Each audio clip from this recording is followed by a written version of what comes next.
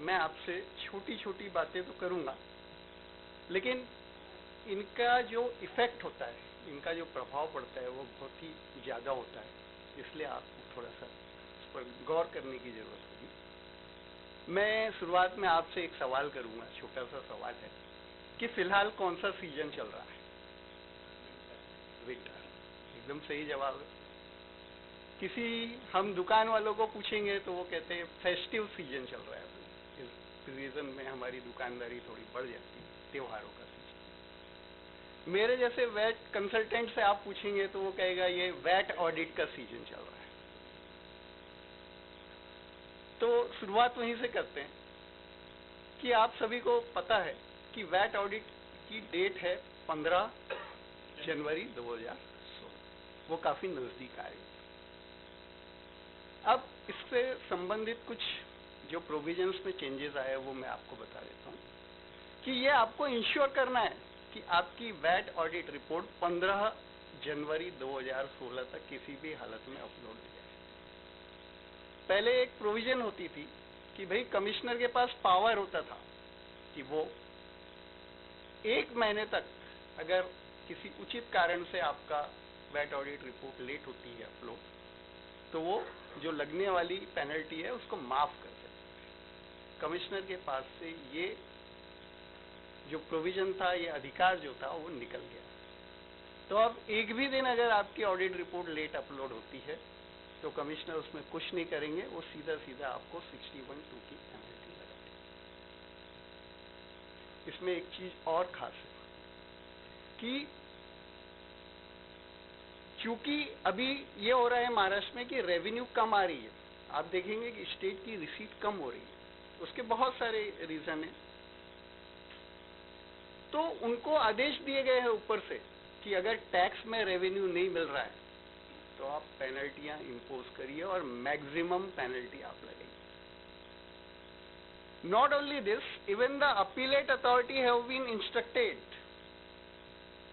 not to give any relief so far as the penalties are concerned। उनको भी ये कहा गया है कि 61(2) की अगर कहीं पेनल्टी है तो उसमें आप कोई रिलीफ ना दीजिए। तो अब हमको सीधा सीधा फिर ट्रिब्यूनल तक जाना पड़ेगा, जो बहुत खर्चे वाली बात हो जाएगी। दूसरी और एक चीज है, चाणक्य जी ने आपको कहा है पहले कि आपको सिर्फ ये नहीं देखना है कि आपकी वैट ऑडिट रिपोर्ट समय से चली जाए, आपको ये भी इंश्योर करना है कि वो VAT audit report correct, complete और सेल्फ कंसिस्टेंट हो। There are 3 adjectives. 1, the report has to be correct. 2nd, the report has to be complete. And the 3rd, that it has to be self-consistent. Means the figures should be interlinked and should be seen that at one place if you are reporting a figure of OMS sales say X, तो दूसरी जगह जहाँ schedule है वहां पर भी वो उतना ही फिगर आना चाहिए। उसमें कहीं कोई परिवर्तन, कोई चेंज अगर होता है तो आपको फिर से एक पेनल्टी लग सकती है। वो कौन सी पेनल्टी है? For failure to file a correct, complete and self consistent report. एक लोगों को इसके बारे में गलत धारणा है, उनको लगता है ये जिम्मेदारी चार्टर्ड अकाउंटेंट की है, रिपोर्ट सही फाइल करना, तो पेनल्टी लगेगी तो चार्टर्ड अकाउंटेंट पे लगेगी। मैं आपको बता देता हूँ कि ये पेनल्टी किसी चार्टर्ड अकाउंटेंट पर लगने वाली नहीं है, ये पेनल्टी डीलर पर ही लगेगी। नियम में साफ साफ लिखा है कि ये पेनल्टी डीलर पर लगेगी। और ये पेनल्टी कितनी लगेगी? ये पेनल्टी उतनी ही लगने वाली है जितनी ऑडिट रिपोर्ट समय से फाइल नहीं करने पर लगती। इसमें कोई रियायत नहीं है, कोई कम पेनल्टी नहीं है। 1/10% ऑफ टर्नओवर ऑफ सेल्स, तो जो आपका सेल है उसका 1/10। तो इस चीज का हमको ध्यान रखना पड़ेगा। फिर होता यह है कि जनरली हम लोग आखिरी समय पर जागने की आदत है हम लोगों को। आखिरी समय पर हम चार्टर्ड अकाउंटेंट के पास जाते हैं कि मेरा वैट ऑडिट करना, वो कर देता है, वो टैक्स एस्पेक्ट बराबर निकालता है, बनाता है, सब कुछ कर देता है। अब उसमें बहुत सारे एनेक्सर्स है, जैसे टिन नंबर वाइज सेल देना है, टिन नंबर वाइज परचेज देना है, J1 J2 जिसको हम लोग कहते हैं। अब आखिरी समय में चार्टर्ड अकाउंटेंट वो चीज एकदम बहुत अच्छे तरीके से देख पाएगा या नहीं, कह नहीं सकते। तो नॉर्मली हमारे ऑफिस में हम क्या करते हैं कि एक बार हम रिपोर्ट बनाते हैं तो before it is uploaded we send it across to the client, और क्लाइंट को कहते हैं भाई एक बार आप वेरीफाई कर लीजिए कि आपके TIN wise sales, TIN wise purchase जो भी हमने दिखाए हैं ये सही आ गए हैं या नहीं। तो क्लाइंट के पास एक अपॉर्चुनिटी रहती है कि भाई वो देख सकता है, बता सकता है अगर इसमें कहीं कोई इनकंसिस्टेंसी है, कुछ होता है। अदरवाइज क्या होता है कि वो वैसे अपलोड हो जाते, बाद में फिर आपका सेट ऑफ डिसअलाउ होता है असेसमेंट में। क्यों? क्योंकि आपने परचेस किया किसी और से रहता और दिखाया किसी और के सामने रहता, फिर वो मिसमैच में आता, गलती से हो जाता है, पंचिंग एरर भी हो सकती है। तो ये सब चीजों को हमको अवॉइड करना पड़ेगा। वैसे ही J1 में हम जो सेल्स रिपोर्ट करते हैं, अगर हम किसी का टिन नंबर गलत डाल देते हैं या सेल का क्वांटम या टैक्स का क्वांटम गलत दिखा देते हैं तो सामने वाले को तकलीफ होती है, उसको सेट ऑफ नहीं मिलता, वो दौड़ते हुए आता है कि भाई आपकी वजह से मेरा इतना इतना नुकसान हो रहा है। तो ये सब चीजों को अवॉइड करने के लिए हमको ये सब देखना पड़ेगा कि खास करके एनेक्सर J1 J2 के बारे में बहुत पर्टिकुलर रहना पड़ता है। तीसरी और जो चीज है जिससे अक्सर तकलीफ आती है वो ये होती है कि हम लोग OMS purchases, generally chartered accountants से भी ये चीज मिस होने की चांसेस रहते हैं, क्योंकि OMS परचेसेस का टैक्स लायबिलिटी पर कोई सीधा सीधा असर नहीं पड़ता। तो डीलर भी उसको ध्यान नहीं देते, चार्टर्ड अकाउंटेंट भी मान लेते कि आपने बोला भाई मैंने इतने लाख की अगर OMS परचेस किया, चार्टर्ड अकाउंटेंट भी मान लेता है कि उतने ही लाख की आपने OMS परचेस किया। इसका क्लासिफिकेशन, इसका डिटर्मिनेशन सही होना जरूरी है। ये पता आपको उस वक्त नहीं लगता। होता यह है कि कभी किसी डीलर को आपने सी फॉर्म देना है और वो सी फॉर्म जब आप अप्लाई करते हो तो डिपार्टमेंट बोलता है कि आपकी वैट ऑडिट रिपोर्ट में आपने OMS परचेस तो 1 लाख में बताया, अभी आप सी फॉर्म 1,05,000 के कैसे मांग रहे हो, हम आपको ये सी फॉर्म देंगे नहीं। तो उस समय तकलीफ आगे आने वाले समय में आ जाती है। तो उसको अवॉइड करने के लिए हमको ये सुनिश्चित करना पड़ता है, वी हैव टू इंश्योर कि हमारा OMS परचेस की जो भी रिपोर्टिंग है वो सही होती है हो। फिर एक और चीज जो ध्यान में आ रही है हमारे, कि लोग सेल तो करते रहते, इंटर स्टेट सेल में रेट अच्छे मिल गए तो धड़ाधड़ हम लोग इंटर स्टेट सेल किए जाते, ब्रांच ट्रांसफर किए जाते, हमारे मार्केटिंग वाले भी बेचते जाते घर जैसी बड़ी कंपनी। लेकिन उसके करस्पॉन्डिंग डिक्लेरेशन फॉर्म्स हमारे पास पहुंचते नहीं सब, सी फॉर्म हो, F फॉर्म हो, H फॉर्म हो, वो आते हैं। उसका फॉलोअप कोई करता नहीं ठीक। उसकी याद हमको कब आती है? एक तो वैट ऑडिट के समय जब CA बोलता है कि साहब आपके तो बहुत सारे आउटस्टैंडिंग फॉर्म दिख रहे हैं इसमें, ये तो आजकल दिखाना पड़ता है, ट्रांजैक्शन वाइज दिखाना पड़ता है, बिल वाइज दिखाना है मुझे।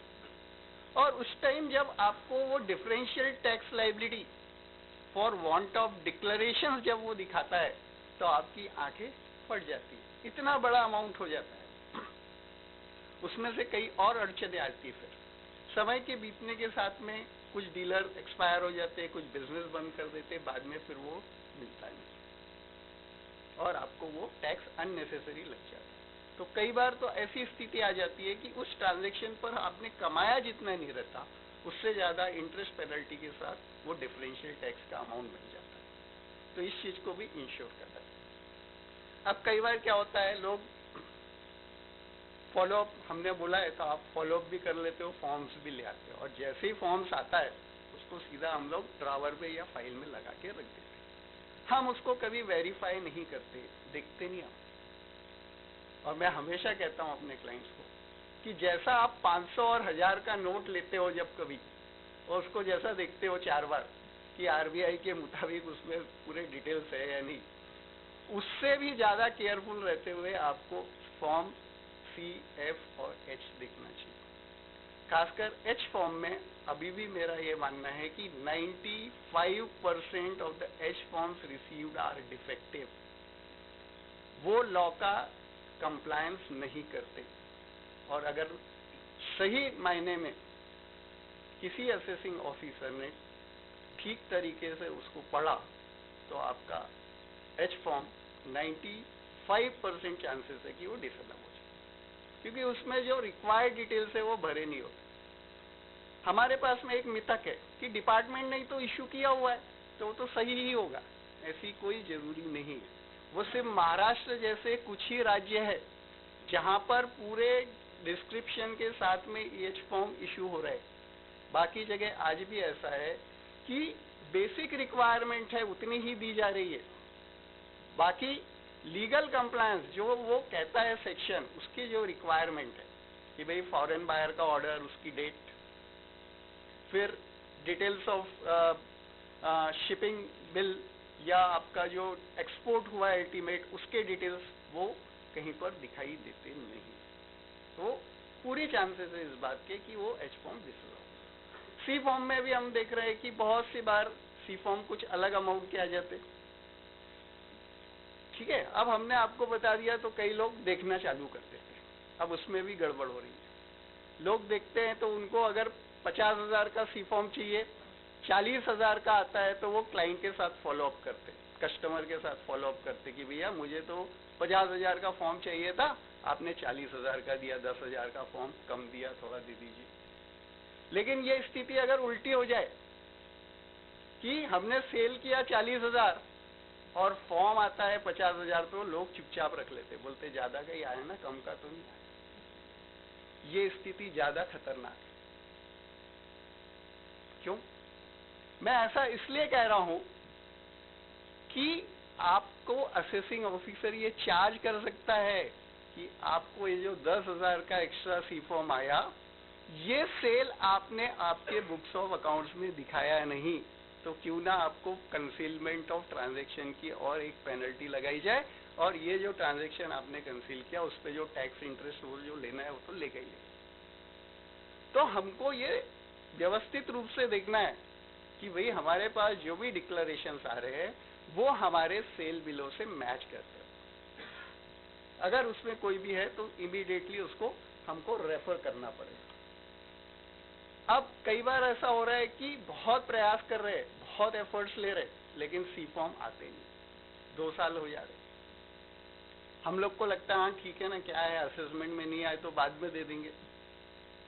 ऐसा प्रोविजन है ना कानून में कि भाई आप आखिरी तक, और कोर्ट तो यहाँ तक बोलते हैं कि आप हाई कोर्ट में भी सी फॉर्म सबमिट कर सकते हो। तो एक आध सीए बता देता तो अपने दिमाग में वही बैठा, अरे ठीक है ना, यहाँ नहीं दिया ट्रिब्यूनल में देंगे, ट्रिब्यूनल में नहीं दिया हाई कोर्ट में देंगे। पर आपकी राह इतनी आसान नहीं है, क्योंकि अब एक प्रोविजन ऐसा आया है कि अगर आपके C form, H form, F form कोई भी डिक्लेरेशन हो, वो अगर 2 साल के अंदर नहीं मिलते तो डिफरेंशियल टैक्स लायबिलिटी, आप भले अपील में चले जाइए, वहां पर आपको डिफरेंशियल टैक्स लायबिलिटी का कोई भी स्टे नहीं मिलेगा। आपको वो पैसे भरने पड़ेंगे तुरंत, तब जाके आपकी अपील की सुनवाई होगी, वरना अपील की सुनवाई नहीं होगी, आपको स्टे नहीं मिलेगा। तो अब इनको हमको समय समय पर फॉलो अप करना जरूरी हो गया है। फिर क्या होता है कि हम लोग रेगुलर किसी पार्टी से ट्रांजैक्शन करते रहते हैं, उनके बिल आते रहते, पेमेंट होते रहता, हम लोग धड़ल्ले से सेट ऑफ लेते जाते हैं। हमारे पास कोई ऐसा मैकेनिज्म नहीं है कि हम ये देखें कि भाई हमको जो वो टैक्स इनवॉइस दे रहा है वो सही में टैक्स इनवॉइस के मापदंडों पे खरा उतरता है कि नहीं, वो जो रिक्वायरमेंट्स है टैक्स इनवॉइस की वो कंप्लाई हो रही है कि नहीं हो रही। कई जगह हमको आज भी देखने में आता है कि बायर का टिन नंबर टैक्स इनवॉइस के ऊपर नहीं है, वो लिखा रहता है, तो कई जगह टैक्स इनवॉइस वर्ड ही नहीं है, सिर्फ इनवॉइस लिखा हुआ है। कई जगह ऐसा है कि वो डिक्लेरेशन नहीं है नीचे। तो ये सारे कारण टेक्निकल है, परंतु इससे असेसमेंट में बहुत ज्यादा सेट ऑफ का नुकसान हो रहा है।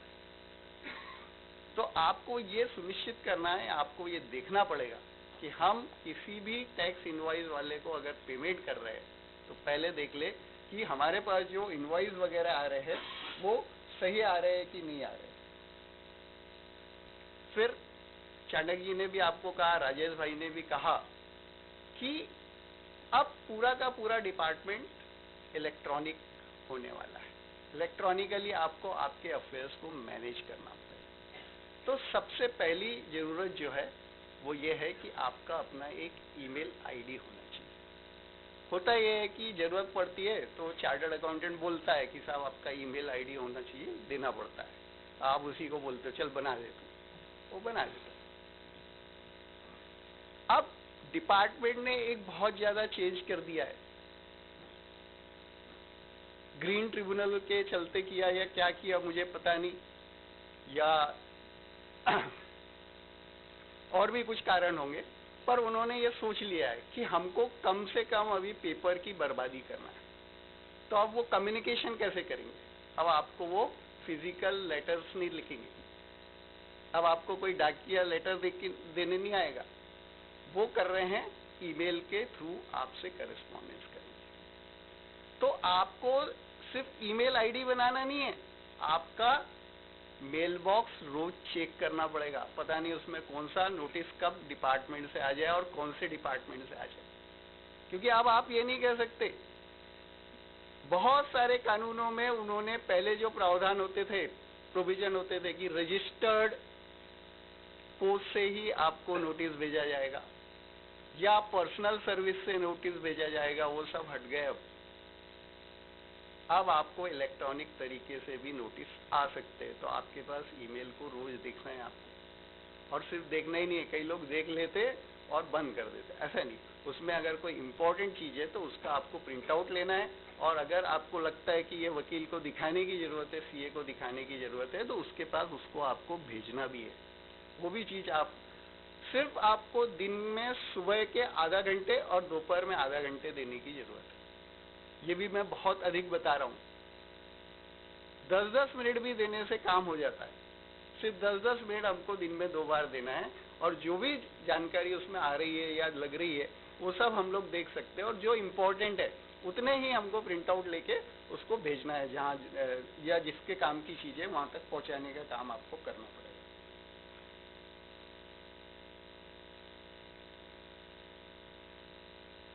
फिर एक चीज और हो रही है कि ऑफिस और घर में सबको हमको बता के रखना पड़ेगा अभी। वो ये है कि फर्ज करिए कोई भी नोटिस आता है, कोई भी कागज आता है सरकार से, उस कागज को आपके पास जरूर पहुंचना चाहिए वो कागज।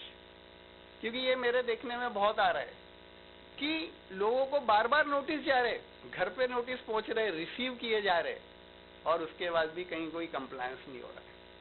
मैंने तो एक केस ऐसा देखा सर्विस टैक्स का कि 5 बार उसको बुलाया गया, लेटर से इंफॉर्मेशन मांगी गई, वो इंफॉर्मेशन उसने दी नहीं, उसको बाद में 2 बार अपॉर्चुनिटी दी गई, रिमाइंडर दिए गए, वो आया नहीं, शो कॉज नोटिस दिया गया, उसका भी उसने रिप्लाई फाइल नहीं किया।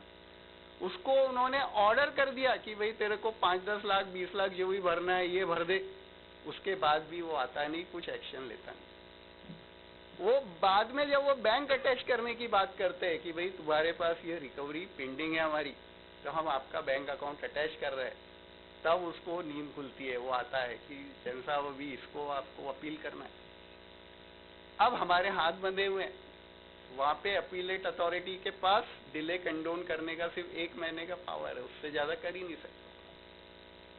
तो हम कुछ नहीं कर सकते। केस बहुत जेन्युइन है, सिर्फ उसको एक ही काम करना था, वो अगर मेरे पास कागज समय पर ला देता तो उसको लायबिलिटी 0 होती, उसको कुछ करना नहीं था।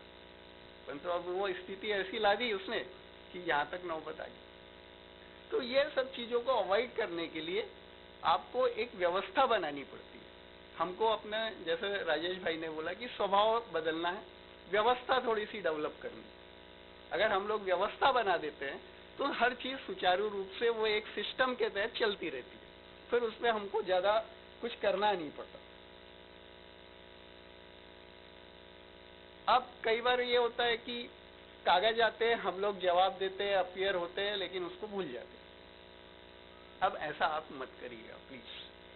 तो हमको क्या करना है? कोई भी कागज अगर सेल्स टैक्स से या आपको किसी भी सरकारी डिपार्टमेंट से आता है तो बनते कोशिश कागज का जवाब कागज से दीजिए। कई बार होता है कि लोग जाके बोल के आ जाते हैं असेसिंग ऑफिसर कि अरे साहब मेरा तो टैक्स फ्री है, मेरे को तो कुछ टैक्स लगता ही नहीं। वो बोलता ठीक है लगता नहीं, चले जाओ। अपन आ जाते घर वापस। लेकिन चूंकि प्रोसीडिंग्स पे कहीं कुछ लिखा नहीं होता है, बाद में वो ऑर्डर बन के आ जाता है, 10 लाख निकल गए, 5 लाख निकल गए, 20 लाख निकल गए। तो ये मुंह जवानी काम करना हमको अभी बंद करना पड़ेगा। दूसरी बात यह है कि हम लोग जाते हैं तो हम इंसिस्ट नहीं करते अथॉरिटीज को कि भाई हमारा प्रेजेंस आप रिकॉर्ड करिए। उनके पास जो प्रोसीडिंग शीट होती है उस पर लिखवाइए कि आप आए। हम नहीं करते। हम लेटर फाइल करते तो हम एक्नॉलेजमेंट नहीं लेते, भूल जाते हैं। एक्नॉलेजमेंट लेते हैं तो फिर उस पर स्टैम्प नहीं रहती किसने रिसीव किया, डेट नहीं डली होती। तो ये सारी छोटी छोटी चीजें तकलीफ का कारण बनती है। अभी मेरे ध्यान में आया है कि नागपुर में एक अपीलेट ऑफिसर ने 6 साल पहले आप अपील की सुनवाई की तारीख को हाजिर नहीं हुए, इसलिए आज 6 साल बाद उसने अपील डिसमिस की। वो बोलता है कि आपको हमने सन अमुक अमुक में बुलाया था 6 साल पहले, उस तारीख को आप आए नहीं, इसलिए ऐसा लगता है कि आपको अपील परसू करने में कोई इंटरेस्ट नहीं है, आपकी अपील डिसमिस कर दी जाए। अब वो तो अच्छा हुआ कि वो क्लाइंट मेरा था। हमारी आदत है कि अगर ऐसा कभी कुछ भी होता है तो हम ऑफिस में वापस पहुंचने के बाद क्लाइंट को इंटीमेट करते हैं। उस दिन ऐसा हुआ था कि मैं डिपार्टमेंट में गया था, मुझे ये बताया गया कि आज बंबई में कोई मीटिंग है, तो साहब वो मीटिंग अटेंड करने गए। वो वापस आके मैंने डिक्टेशन देके क्लाइंट को वो लेटर लिखा था और मेल भी किया था। तो फॉर्चुनेटली वो लेटर मेरे पास मिला, क्लाइंट के पास तो नहीं मिला, पर मेरे पास जरूर था। मैंने ले जाके उनको दिखा दिया कि सर ये देखिए, ये मैंने अपने क्लाइंट को लेटर आज तो नहीं लिखा, उस दिन लिखा था। तो उस समय जो अधिकारी थे वो प्रेजेंट नहीं थे, इसलिए वो कोई सुनवाई हो नहीं सकी, किसी ने लिखा नहीं कि भाई मैं वहाँ अपीयर हुआ था। इसलिए आपने ये जो ऑर्डर पास किया ये गलत है और आपको मेरी अपील की फिर से सुनवाई करनी पड़ेगी, रिस्टोर करना पड़ेगा। तो कागजों का अपना एक महत्व होता है। राजेश भाई ने आपको कहा कि भाई कागज फटते रहने चाहिए, लेकिन वही कागज फाड़ने हैं जो फाड़ने लायक है।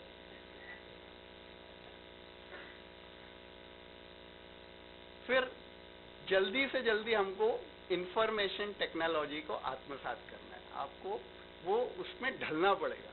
अभी ये चीजें सब खत्म होने वाली है, फिजिकल कुछ रहेगा नहीं। आने वाला समय ऐसा आएगा कि जो भी होगा सारा का सारा आईटी से होगा। Physical interaction with the department, departmental authority एक गुजरे जमाने की बात होने वाली है और बहुत जल्दी होने वाली। जीएसटी अगर 2016 में आ गया तो आप समझ लो कि 2016 से ही ये चीज की शुरुआत हो जाएगी। सारा कुछ ऑनलाइन होने वाला है। तो हमको अपनी मानसिकता को बदलना पड़ेगा, हमको चेंज होना पड़ेगा और हमको आईटी पर स्विच ओवर होना पड़ेगा। उसकी तैयारी हमको कर लेनी चाहिए। फिर जीएसटी की पूर्व तैयारी, सबसे हॉट टॉपिक जो डिबेट चल रहा है आजकल, वो है जीएसटी के ऊपर। आएगा कि नहीं आएगा, आएगा तो कब आएगा, और आएगा तो किस रूप में आएगा, कौन कौन से प्रोडक्ट उसमें रहेंगे, कौन से नहीं रहेंगे, ये सब बात की चीज है। वो तो जैसा आएगा वो तो बताया जाएगा आपको, लेकिन फिर भी उसके लिए हमको तैयारी अभी से करनी पड़ेगी। अब उसमें तैयारी कौन सी करनी पड़ेगी, तो सबसे ज्यादा जो बात अभी बताई गई भी है आपको कि हमको हमारे स्वभाव को बदलना है, हमारी मानसिकता, हमारी मेंटेलिटी, हमारी थिंकिंग को चेंज करना पड़ेगा।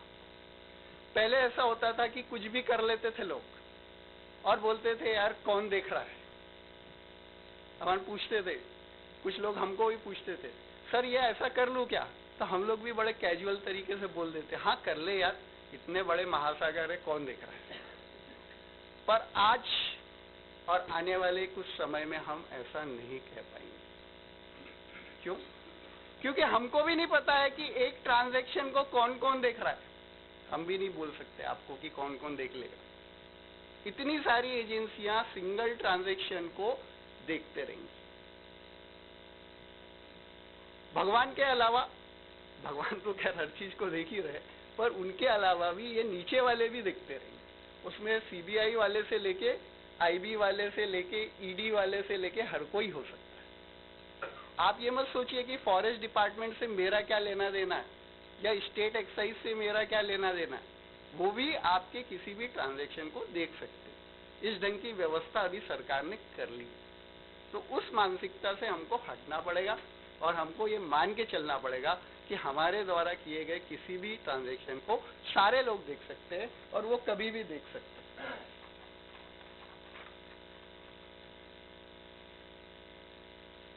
मैंने आपको जैसा कि कहा पहले कि महत्वपूर्ण कागज जितने भी होते हैं आपके पास, उनको सबको आपको संभाल के रखना पड़ेगा, जिसमें चालान, पेमेंट के चालान होते हैं, स्टे के ऑर्डर होते हैं। अब मैं आपको एक किस्सा बताता हूँ। हमारे पास एक स्टे ऑर्डर था, करीब 10 साल पुराना लिया हुआ स्टे ऑर्डर था, मतलब 10 साल पहले के पीरियड का था, 7 साल पहले लिया हुआ ऑर्डर था। अभी डिपार्टमेंट के पास से पता नहीं वो कैसे मिस हो गया स्टे ऑर्डर, और डिपार्टमेंट ने हमारे बैंक अटैच कर दिया डीलर की जाके। मैं अपीयर हुआ, मैंने उनको बताया कि साहब ये देखिए ये स्टे ऑर्डर है हमारे पास। अब वो तो एकदम से मान नहीं सकते ना कि साहब नहीं नहीं हमारी गलती हो गई। ये तो हिंदुस्तान में अभी वो कल्चर आने का है कि सरकारी अधिकारी अपनी गलती मान ले। वो तो अभी भी लॉर्ड माउंटबेटन के ही अपने आप को समझते हैं ना वारिस, तो वो मानते नहीं। तो उसका जवाब आप सुनेंगे तो आप हैरत में रह जाएंगे। उसका जवाब था कि साहब आपके पास ये स्टे ऑर्डर है, लेकिन ये जो लिखा हुआ है इसके ऊपर, ये अधिकारी की हैंडराइटिंग मुझे समझ में नहीं आती, इसलिए मैं कैसे मान लूं कि ये स्टे ऑर्डर है। मैंने उनको कहा कि साहब ये आदमी को अपीलेट ऑफिसर, अपीलेट कमिश्नर मैंने तो नहीं बनाया। ये तो आपका काम है ना कि जिसको हम अधिकारी बना रहे हैं उसकी हैंडराइटिंग इतनी तो अच्छी हो कि कोई भी पढ़ सके, और नहीं कोई भी पढ़ सकता तो कम से कम आप तो पढ़ सके। हम लोग नहीं पढ़ सकते समझ लिया, पर आपको तो पढ़ते आनी चाहिए। नहीं बोले वो सब हम नहीं जानते।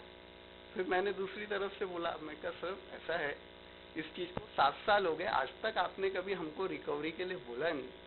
इतने साल तक डिपार्टमेंट क्या कर रहा था? बोले हम सो रहे थे। मैं कहा सर अभी तक हमने कुंभकर्ण के बारे में सुना था कि वो 6 महीने में एक बार उठता था।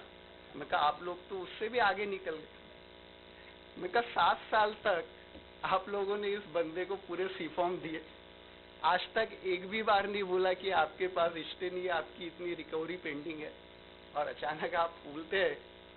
तो बोले हाँ ये तो ऐसे ही है, सरकारी मशीनरी जिस दिन जाग जाती है तो फिर वो सब करना पड़ता है। तो ऐसी स्थिति अगर आती है तो आपके पास संबंधित कागज अगर रहते हैं तो हम उसका ये कर सकते हैं। अगर नहीं मिलेंगे, आप भी बोलेंगे कि भाई 7 साल हो गए मेरे पास कुछ नहीं है, तो बड़ी स्थिति खराब हो सकती है। ऐसी स्थिति से बचने के लिए आपको जो महत्व के कागज है, मतलब वो चिट्ठी वगैरह मत संभाल के रखिए, ठीक है, पर तो ये सब चीजें तो संभालना ही पड़ेगा आपको। फिर एक और खास बात है कि जैसे ही आपका फाइनेंशियल ईयर खत्म होता है तो आपको एक काम जरूर करना चाहिए कि खासकर बड़ी बड़ी पार्टियां जिनसे आपके सेल और परचेज के ट्रांजैक्शन होते हैं रेगुलर बेसिस पर, खासकर वैट वाले, उनसे आपको उनकी लेजर में अपना जो अकाउंट है उसकी कॉपी बुला लेना चाहिए और सारे ट्रांजैक्शन को एक बार क्रॉस टैली कर लेना चाहिए। ये ऐसा मैं इसलिए कह रहा हूं कि अगर किसी के भी पार्ट में कोई भी एक एंट्री छूट जाती है तो होता यह है कि वैट ऑडिट रिपोर्ट में आप अपने हिसाब से परचेज सेल रिपोर्ट करते हैं, वो उसके हिसाब से रिपोर्ट कर देते हैं और मिसमैच होता है। देखिए मिसमैच जब होता है तो कई अधिकारियों का ऐसा व्यू है कि भाई मिसमैच के केस में हम लोग लेजर कंफर्मेशन को भी नहीं मानेंगे, क्योंकि उनको इंस्ट्रक्शंस ऐसे है कि ये जो लेजर कंफर्मेशन है ये अनमैच के केस में, कि भाई जहां आप उससे परचेज बता रहे हो लेकिन वो सेल नहीं बता रहा, या वो सेल बता रहा है आप परचेज नहीं बता रहे, तो ऐसा जो केस है वहां पर आपको बहुत तकलीफ खड़ी हो जाती है असेसमेंट के वक्त में। तो इसको अवॉइड करने का एक अच्छा तरीका ये है कि साल जैसी खत्म होता है आप अपने लेजर में उसके अकाउंट की कॉपी उसको भेज दो और उससे कहो कि भाई आपकी लेजर में जो मेरे अकाउंट है ट्रांजैक्शन वो आप हमको भेज दो। ताकि तुरंत आप लोग अगर कोई भी मिसमैच दिखता है तो उसको रिकंसाइल कर सकते हैं। साथ ही आप उसको एक रिक्वेस्ट करिए कि भाई मेरे ट्रांजैक्शन